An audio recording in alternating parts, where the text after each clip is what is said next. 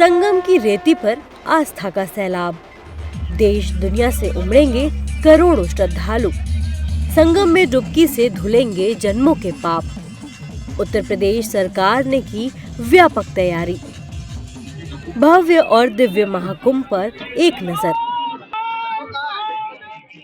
इस साल महाकुंभ का आयोजन प्रयागराज में हो रहा है।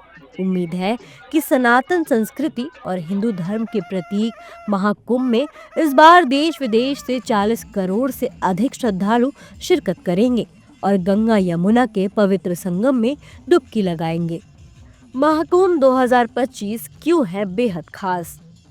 वैसे तो हर 12 वर्षों में महाकुंभ का आयोजन होता है, लेकिन इस बार का महाकुंभ कई मायनों में बेहद खास है।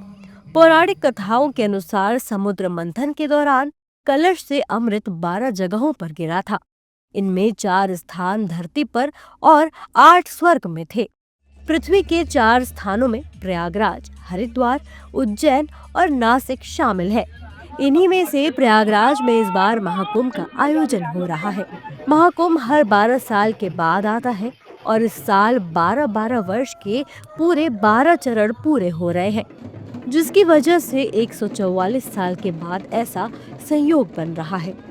माना जाता है कि महाकुंभ में स्नान करने मात्र से जन्म जन्मांतर के सारे पाप धुल जाते हैं और मोक्ष की प्राप्ति हो जाती है।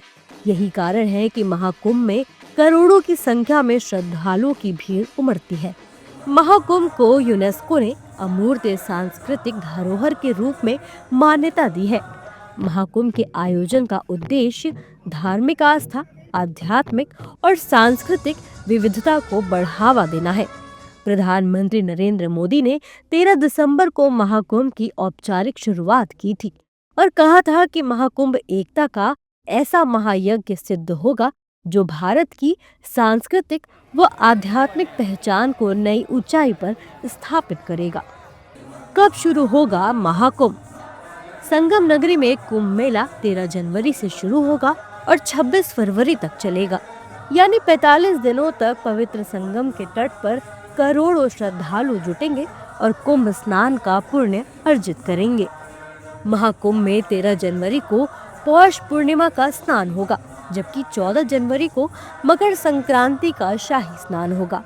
29 जनवरी को मौनी अमावस्या का शाही स्नान होगा और 3 फरवरी को बसंत पंचमी का शाही स्नान होगा।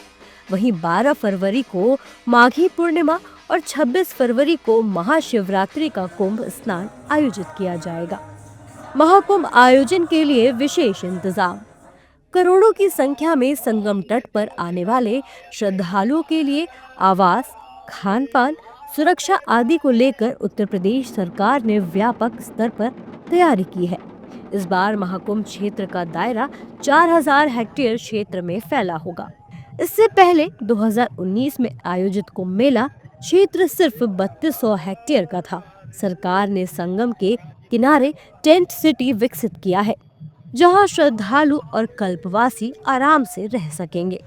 उत्तर प्रदेश सरकार द्वारा महाकुंभ के एरिया को कुल 25 सेक्टरों में विभाजित किया गया है और मेला क्षेत्र को एक नया जिला घोषित किया है, जिनमें 4 तहसील, 56 थाने व 133 पुलिस चौकियां बनाई गई हैं।